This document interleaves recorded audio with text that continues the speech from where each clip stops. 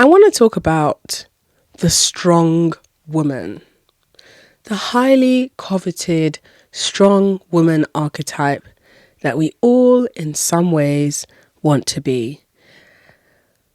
When we think about the strong woman, sometimes we think about our mothers who managed to do it all with little to no help.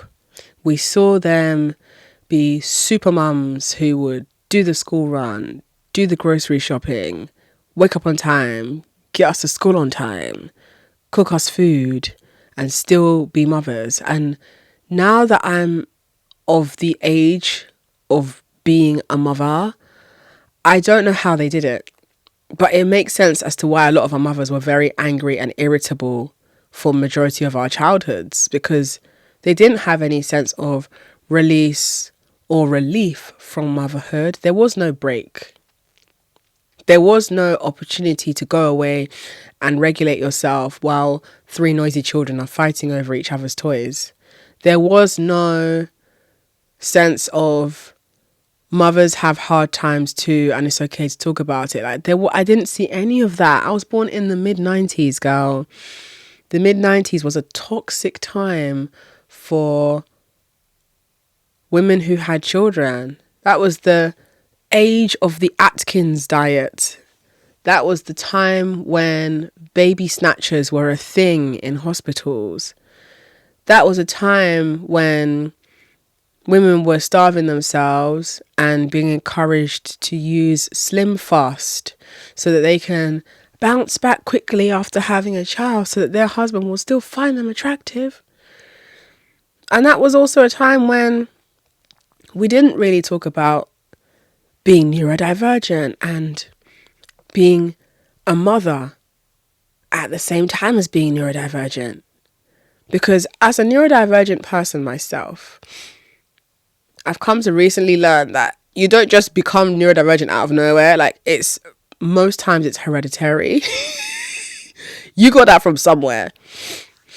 And when I think back to the childhood I had being raised by my mom, and I look at certain behaviors, certain patterns, certain things that would get her really annoyed, I can conclude from my findings that she was most likely neurodivergent. And it makes so much sense. I've spent a lot of time around really young children. And sometimes the 5-year-old and the 3-year-old at the same time are telling me something that happened today that they're excited about, and they're both shouting and they're both in front of me. And it's really scrambling my brain, and it's really, really, really overstimulating. And I'm fighting the urge to be like, sorry, can you both just stop shouting? Can one person speak at a time? I have to understand, okay, they're children, they're excited to see their auntie, they want to tell auntie what happened today, but one person started the story first, the other person's like, no, listen to me, I was saying it first. And then somebody in the corner is fighting over a toy, and now the youngest one has decided to start crying because I didn't pick her up when I came in. So now I don't want to neglect these two by ignoring them telling the story that they were telling at the same time to me, and now go and pick up the youngest one because it's going to look a type of way. But now the youngest one is now screaming, so now 3 people are shouting in my direction, and I'm at my limit. I can't. So now what do? I just walk to the little one, pick up the little one, and I say, you guys are both talking to me at the same time. I'm going to let you tell me the story first, and then can you tell me more about the story afterwards? Yeah, let's do that. So now one person is talking, and I'm actively listening. I'm nodding really hard and smiling so they know that I'm actively listening and they don't feel neglected. It's a lot. And those are not even my children. But because I care about them and I care about how the way I pay attention to them will play a role in their development, I'm so conscious to the best of my ability, but I'm not perfect. I know for sure that if I become a parent, I'm not doing no gentle parenting. Let me tell you.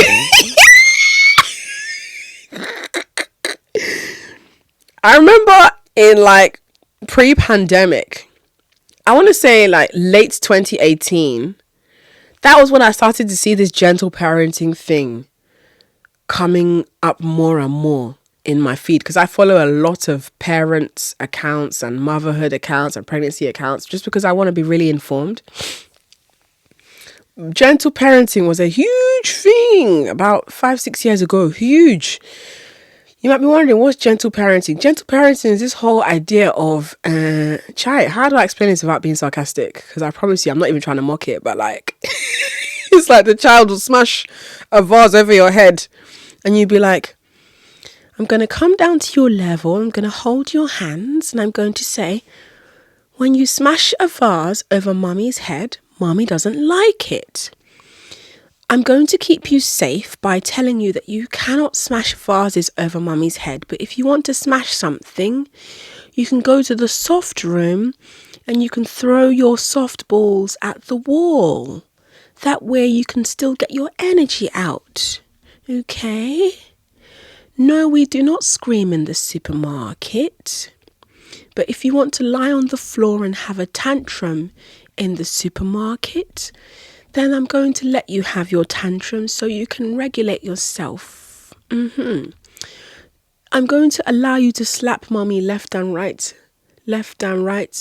because you're processing your own emotions. And I know it's not nice to slap mommy, but I need to let you process your emotion. That's the nonsense I was seeing on the internet. And I was like, for a while, I was like, maybe this is the future. Maybe gentle parenting is the future. And then I became an auntie. Hey! And then I started to see how the grown-ups, the parents of those children, were navigating naughty behavior. And I realized, this gentle parenting thing needs some amendments. I think that there is a way to correct children and keep them safe without physically beating them. The children that I'm an auntie to, they don't get beaten. Not a single beating. Nobody gets beat. We're all African children here. Nobody's getting beat. But what I can tell you, I can categorically tell you, there's many times I've been like, will you put that down now? Oh yeah, stop it. Go sit down. Now. Let me catch you there again. Like, I have a very, very stern side of myself as an auntie. Very stern. Because the children need that balance. Very, very, very stern. I don't yell. You don't need to yell, but sometimes you got to put some bass in your voice and scrunch up your mouth a little bit and let them know, I mean business. Oh yeah, go and sit down. Give me that toy. No more. It's switched off. No more iPad for you. No more Miss Rachel. Oh yeah, sit down. No, you're not watching Miss Rachel. Well, Miss Rachel, you're not watching Miss Rachel. The other day, one of them, the youngest one, she wanted to watch Miss Rachel. If you don't know about Miss Rachel, listen, Miss Rachel is the only white woman I will ride out for in battle. Miss Rachel, you will forever be famous. Miss Rachel. Shout out to Miss Rachel. I love that woman. And she supports Palestine too. It's free Palestine all the way. And it's shout out to Miss Rachel all the way. But Miss Rachel is a early years educator on YouTube. And she is just so good at teaching children how to speak, how to identify colours, how to sing melodies of all the common nursery rhymes. There's something about the way that she just connects with children that, honestly, the youngest one is so advanced beyond her peers, and she's not even started nursery, but when she goes to play center, she's already asking she knows how to speak up for herself. She knows that she's just advanced. Yeah, and I'm so proud because I'm the one that introduced Miss Rachel to that household. But this youngest one, the other day, because she's gotten into a pattern that when her dad comes back from work, she'll go to her dad's room and she'll like, I want to watch Miss Rachel. So daddy will put on Miss Rachel for her and she'll watch Miss Rachel on the big 65-inch television. Can you see the luxury these kids are living? She's watching Miss Rachel on YouTube on the big television. So that's a pattern that she always expects. And so the other day I went over, and I think it was a Sunday. So obviously there was no coming back from work. There was no pattern, but it was a time of evening where she normally expects Miss Rachel. She came in, I want to watch Miss Rachel. Her dad said, no, I'm watching football. You can't watch Miss Rachel. She kept on repeating, I want to watch Miss Rachel. I want to watch Miss Rachel. And then I said to her, no, Miss Rachel, yeah? Daddy is watching football. If you see the cry, this girl cried. If you see the cry, this girl cried. The cry was, it had different gears to it. Like, you know, when you're in first gear, you're just letting people know that, yo, I'm pissed off, yeah? I'm just going to make some noise so you know I'm pissed. And I thought, okay, she's going to burn her own energy out and she'll stop. No. There was more to come. She then increased the cry to the kind of cry where, you know when you're, obliterating your throat and you can just hear vocal damage on the horizon for someone. It's like, yo, if you're going to make that noise, yeah, I need you to raise your soft palate, babe, because you're going to get polyps.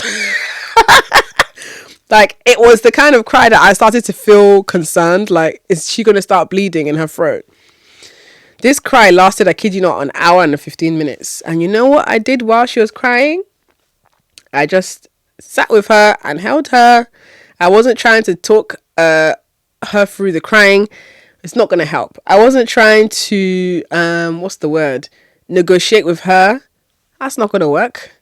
I just had to let the storm pass. I did everything I could. I was blowing the back of her head. Occasionally that would make her stop crying, and then she'll remember what she was crying about. She'll cry again. And then it got to a stage where, because what she really wanted was for either of us, me or her dad, to cave in so that we'll put Miss Rachel on that TV. No. And then she wanted for me to bring my phone to put Miss Rachel. No. I had to stand strong and not let this child overpower me. This one is not gentle parenting. This one is, I'm going to let you have your feelings, because yeah, it is shit. You wanted to watch your favorite program and you're not allowed to watch your favorite program. That's a really shit feeling. Like, I resonate with you. I hear you. So I'm going to give you space to cry. I'm just going to stay with you while you cry. I'm not going to leave you by yourself. But it takes a lot of strength. It takes a lot of strength to not snap, because I'm not going to lie, the cry was really, really irritating me. Oh my God. Fucking hell. So it makes me think, I'm not even a parent. I'm an auntie, right? And I'm very involved. Like, I see these children quite often. And I see how much of myself that I have to control to not snap into what was done to me when I was a child. It takes a lot of strength. So when I think about the strong women who have raised children and have unfortunately done damage, I can acknowledge that they were doing their best, and at the same time, they could have done better in other areas.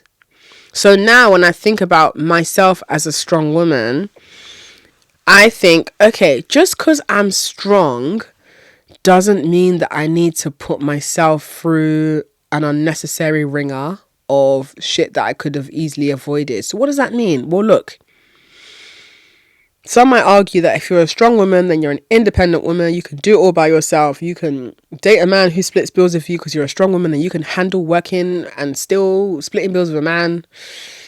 Some might argue if you're a strong woman, not only can you split bills with a man, you can also have a baby with him, and you'll be the primary caretaker, and you'll still be splitting bills, and everything is fine because you're a strong woman. Well, no, I don't want that for myself. I'm very open to having children. I am equally as open to not having children because I know what is going to be required of me. And so because I've seen how intense it's going to be, I know what I'm going to need. I know I'm going to need to be with a partner who makes so much money that we can both afford to be at home. We're both going to be stay-at-home parents. We are equally splitting these tantrums. I want to read something that someone actually sent me on Instagram, like an anonymized message. Someone said, I thought it was admirable to speak highly and admire my mother for all her hard work, but it's dangerous to not ask questions. Why admire someone for not putting herself first? Why admire someone for not having time for themselves? Why didn't I ask this guy what he did for his own mother to share the burden at the very least? Saying this out loud makes me wonder, is it stupidity or is it the brutally brainwashed minds we have had crafted? And this is from someone who was raised by feminists and taught from a young age to live and respect all cultures, religions, sexualities, statuses, etc. Problem is, we don't know what we don't know, and the roots of patriarchy and white supremacy run real deep. So in this person's message, they were referring to a guy who said, oh, I really love strong women. This is why I just think it's a dog whistle to avoid these men.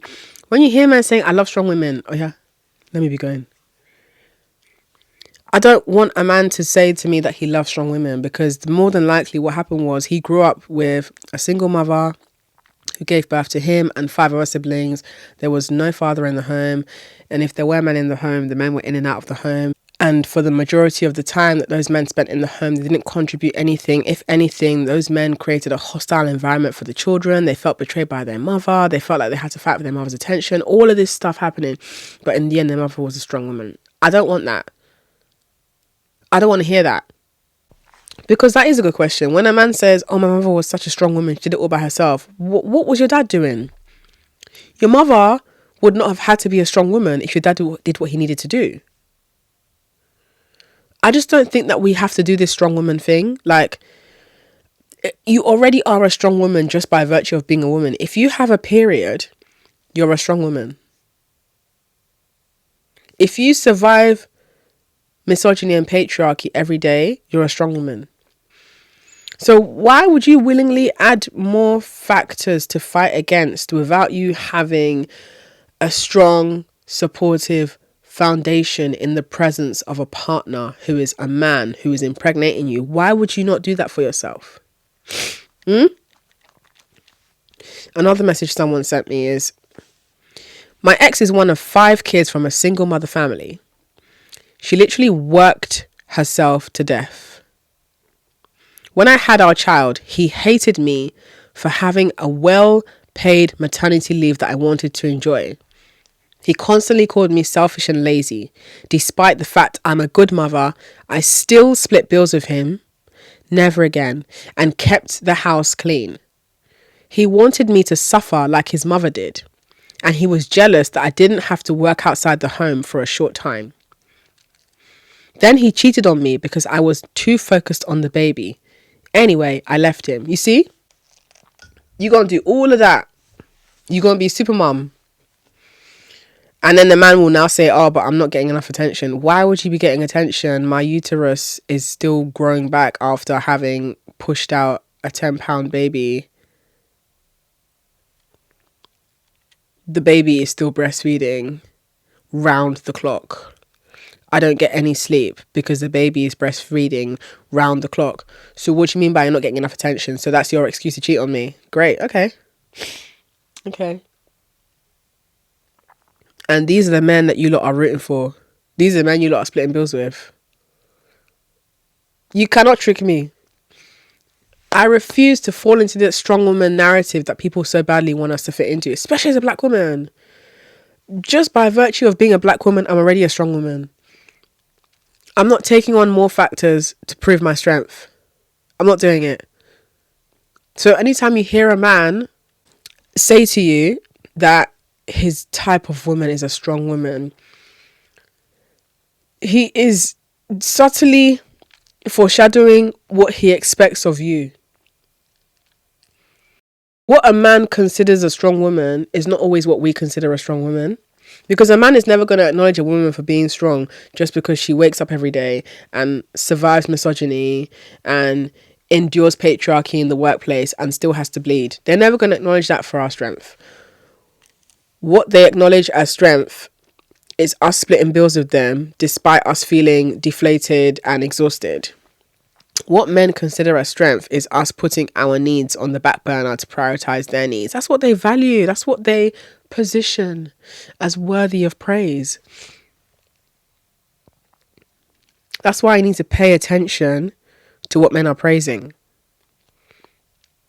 That's why they love the idea of a woman who will sacrifice herself for him. They love the idea of a woman who They met her when she was stunning and free and youthful and attractive, and then they take you out of the game with pregnancy. Because once you're pregnant, you're stuck. You're stuck to some degree. Whether that's you being stuck to that man by virtue of sharing the same child with him, whether that's you being stuck at home with a nursing baby, whether that's you feeling stuck in life now because now that you've gotten pregnant, you've taken a year to 2 years out of the game, you've lost your footing. You can't just pick up where you left off if you were in a thriving career, especially if you were a musician. Let's say you were a musician and you decided to get pregnant for this man. Okay. Did you know that in pregnancy, there are some people who experience really severe morning sickness that lasts throughout the whole day, throughout the duration of their pregnancy? They're vomiting so much that the acid actually begins to corrode their vocal cords.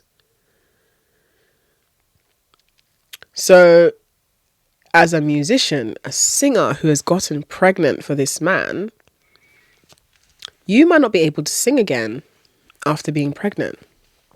And it doesn't end there though, because due to the hormonal changes, your voice isn't what it was.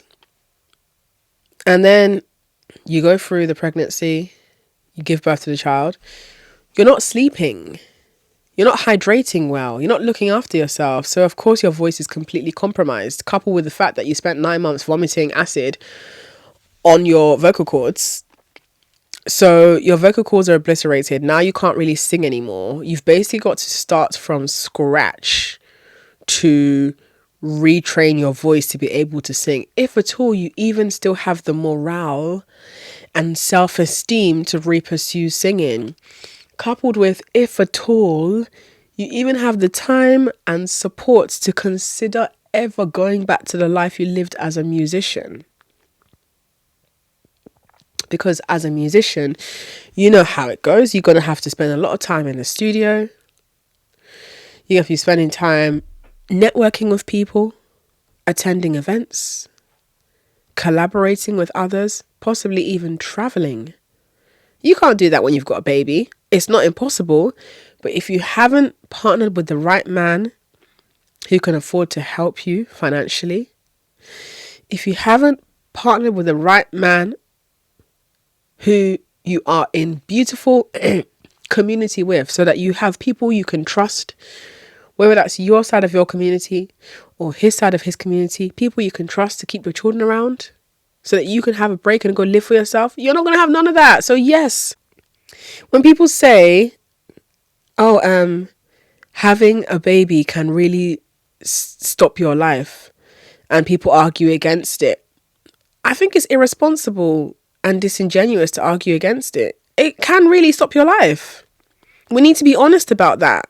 We need to be honest about the fact that most people aren't able to pick up where they left off. Most people don't have the help that they deserve.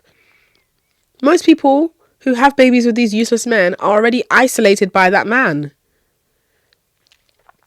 There is no best friends, aunties, community you can give a baby to for a while, because that man has manipulated and isolated you so much so that you only have him.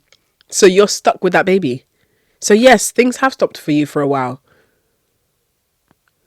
Your life can really stop after you have a baby. Do you know people who have developed autoimmune issues after pregnancy? There are all kinds of things that can happen to you. You can die. You can die from either preeclampsia, blood loss. All kinds of complications can happen from being pregnant. So I really hate when people underestimate this whole thing and just make it seem like, oh, it's empowering to just have some man's baby, have the baby, and then you can just go back to your career. Not unless you've patterned your pussy correctly. Because there are many women who have been able to have a baby and jump back on their grind because they patterned wisely.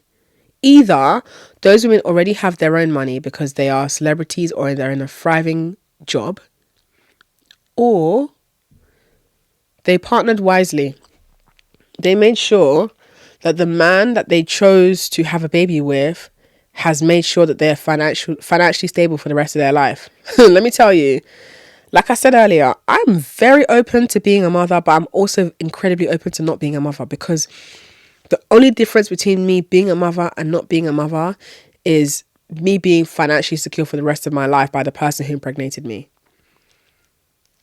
If that man has put measures in place already to make sure I'm financially set good for the rest of my life, I'm very open to having a baby. I'm very open to it. Because I know what's going to be required of me. I know what I'm going to have to sacrifice. But I can counterbalance that sacrifice with knowing that, okay, I've got all of these measures in place. I've got all of these facilities for me. I'm going to have the best birthing care. That's another thing. People be like, oh, you can have a baby for love. It doesn't matter if he's not got money. Healthcare matters, actually. If you're pregnant, there are certain scans you're going to need, or certain extra attention that you're going to need that the NHS will not cover. You will have to go private. Can you afford private healthcare during your pregnancy? If you want to elect for a C-section because you've discovered that either there's an issue with the positioning of your cervix or the way your pelvis is built, you're not going to be able to push this baby out, and the NHS ain't offering you any facilities, so you got to go private. Can you afford how many thousands that's going to cost? Can your man afford that? Have you thought about that?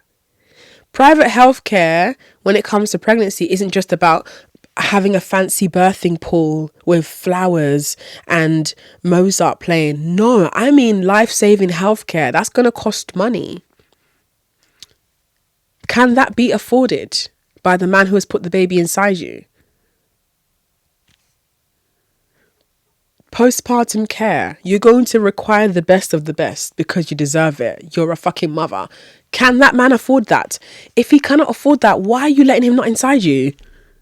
Why would you do that to yourself? Why would you take yourself out the game like that? You don't just have a baby because you're horny and attracted to your man. No. This is about your welfare and, of course, obviously the welfare of the child. But you need to be alive for that child to be able to be alive and to be sustained by the care you're offering that child. You matter. Your life matters. If you're not living a quality life, you cannot be a good mother. You cannot.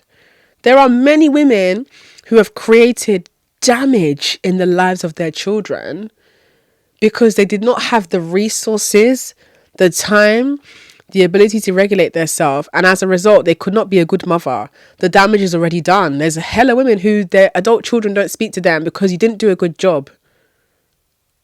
You just didn't do a good job. It could be argued that you couldn't do a good job because you didn't have the resources, and I hear that. And it can also be argued that you didn't do a good job because you didn't want to. And when I say you didn't do a good job because you didn't want to, I mean there are a lot of mothers who refuse to acknowledge where they went wrong, and they've chosen their pride and their dysfunction over a relationship with their child, and they will have to live with that estrangement. That's their choice. But what I'm saying is, you are a better mother when you are better taken care of. You are a better mother when you have better healthcare, better resources for self-regulation, and a fucking opportunity to have a vacation when you need to. You're a better mother when you're more available for your children. I'm sorry. If you can be more available for yourself, you can be more available for your children. So everything all leads back to money. I know people hate to hear that, but money is not just about frivolous spending. It's about healthcare. It's about welfare. It's about comfort. It's about financial stability for yourself and your children. Good Lord. So no, release the virtue you have attached to being a strong woman who can do it all. You don't need to prove to people you can do it all. You know you can do it all. Now it's about recognizing that I can be strong and I deserve to also be safe, because two things can be true at once. And I will only procreate with the man who makes sure that I am financially set good for the rest of my life. If I ain't got that, I ain't having no child. No child deserves to be raised by a woman who has had to be strong because someone else isn't pulling their weights. That is not a good environment for a child. I don't care how you spin it. I'm the product of that, and I can tell you categorically it does not work. I survived, but with a lot of scars that I should not have had. So I'm going to wrap this up here. From one strong woman to another, I deeply encourage you to use your strength, your discernment, your confidence to pick the absolute best for yourself. And should you decide that somewhere along the line you want to be a mother, remember your child deserves the best possible life. Your child deserves a head start. You have the power to pick who you lay with. Lay with the best within what is accessible to you. You can do it. And if you don't have anything within your reach that's good enough for you, don't have no children. Do not have children. Please don't do that to the kids, and don't do that to yourself, because you're not going to enjoy it and you'll be resentful for the rest of your life. Not to be negative, babe, but like, we got to acknowledge things for what they are, because empowered women make informed choices, and I'm all about encouraging women to make informed choices, period. Take care of yourself. Be kind to yourself. If you are a mother, whether you are a strong woman who's doing it by herself or you've got help, I rate you. And I hope that somewhere along the way you meet somebody who's going to support you, because you deserve all of that support and you deserve help. It's okay to get help. Take care of yourself. And as always, I'll catch you in the next episode.